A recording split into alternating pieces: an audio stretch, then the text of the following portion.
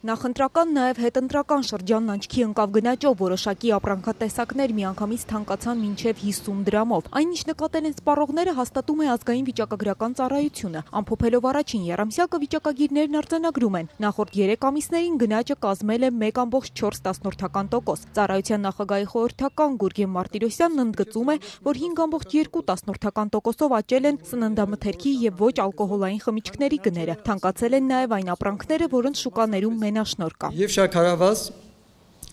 17 թվականի 3 ամիսներին արձանագրվել են գնաճ 0,1%, եւ այլուր 3 ամիսների ընդհանուր գնաճը կազմել է 0,9%։ Հիշեցնենք, շաքարավազի ու այլուրի շուկաներում մենաշնորհային դիրք ունեցող ընկերությունն Ալեքս Գրիգն է, որն ըստ մամուլի պատկանում է ազգային ժողովի падգամավոր Սամվել Ալեքսանյանի ընտանիքին։ Առաջին եռամսյակում վիճակագիրները գնաճ են արձանագրել նաև բանանի շուկայում, որտեղ գերիշխող դիրք ունի Քեթրին գրուպը, որն էլ դատական ակտերի նախկին հարկադիր կատարող Միհրան Պողոսյանի անվան հետ է կապվում։ Փետրվարի համեմատ ադամաթզի բանանի գները աճել են 5,8%, դա միայն մարտը փետրվարի համեմատ։ Գների նման թանկացումը սպառողները կապում են ընտրությունների հետ, պնդելով, որ ընտրական շրջանում միշտ էլ գնաճ է նկատվում։ Ինչն է թանկացեք, ասեք ու ինչքանով։ Բանը շաճարը 400 քանս է։ Առաջ 390 էր, թանկացել է։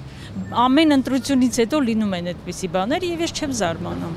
Այդ ընտրության բաժանած փողերը իրենք պետք է ետ ստանան եւ պետք է ետ ստանան միայն բնակչությունից։ Ամեն ինչն էլ բարձրացել է գնային առումով։ Ինչը, առաջնային սպառմանը։ Այո, շաքարավազը, ալյուրը, ամեն ինչ, կատնամթերքը։ Միջինում որքան է տատանվում գինը։ Մի 30-50 դրամ ավելացել է ամեն ինչը։ Ասեք, մի բան, որ չի թանկացել, չեն կշտանում այդ բանի տերերը առևտրական։ Ինչի մեջ եք թանկացում զգացել, որ ապրանքների կողմ։ Կարագը խելքից դուրս, կաթը մածունը թանկացել է, պանիրը թանկացել է, ինչը չի թանկացել։ Բայց ինչն է էժանը մեր գինն է, մարդու գինն է, որ գինը չունենք։ Լրագրողները վիճակագրական ծառայության մասնագետից հետաքրքրվում են արդյոք 2013 թվականի նախագահական ընտրությունների ժամանակ, որը կրկին առաջին եռամսյակում էր, նկատվել է գնաճ։ Գուրգեն Մարտիրոսյանը թերթում է էջերը։ 13 թվականին Հանրապետության սպառողական շուկայում 3 ամիսներին հունվար-մարտին արձանագրվել է 2,9% գնաճ։ Եռամսյակային կտրվածքով թանկացել է նաև ծխախոտը, այստեղ գնաճը կազմել է 0,7%, սակայն մեր հարցման ժամանակ քաղաքացիները նաև վաճառողները պնդեցին, որ գները կտրուկ թանկացան հատկապես ընտրություններից հետո։ 20 դրամ թանկացել է, այսի առաջ արժեր 350, հիմա եղել է 370։ Այս երկու շաբթերվանից թանկացել են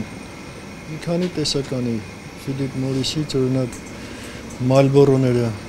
50 դրամով ավելացել է։ Հիմնականում ներկրված թե տեղական ծխախոտն է թանկացել։ Տեղականը համ ներկրված է, երկուսն։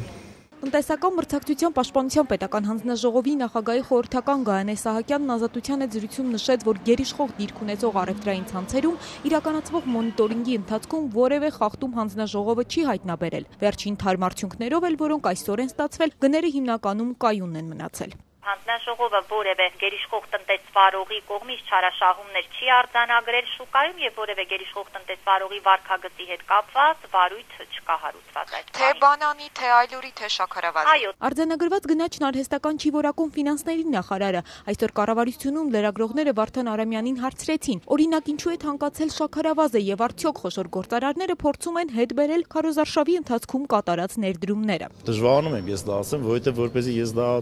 արձագանքեմ այդ հարցին, անհրաժեշտ է, որպեսզի ես ունենամ որոշակի տվյալներ։ Ես այդպիսի տվյալներ չունեմ։ Ընդ որում ես ձեզ խնդրել եմ մի քանի անգամ տվեք ինձ այնպիսի հարցեր, որ իմ մանդատի շրջանակներում է։ Իր մասնագիտական գործունեության շրջանակում վերլուծելով գնաճի պատճառները տնտեսագետ Արտակ Մանուկյանը հասկացել է, որ այն ամենևին էլ պատճառաբանված չէ։ Նա պնդում է, եթե հաշվի ենք առնում, որ թանկացել են այն ապրանքատեսակները, որոնց արտադրության կամ ներկրման պայմանները չեն փոխվել, ստացվում է որոշ մարդիկ փորձում են հետ բերել ընտրության ընթացքում ծախսած գումարները, եւ այս տենդենսը պահպանվում է յուրաքանչյուր ընտրական շրջանում։ Իմ կարծիքով ակնհայտ է, որ կամայական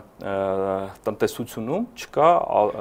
ձրի պանիր։ Ձրի պանիրը լինում է միայն թակարդում, այսինքն երբ որ դու մի բանի համար պատրաստ ես վճարել, կլինի դա, չգիտեմ,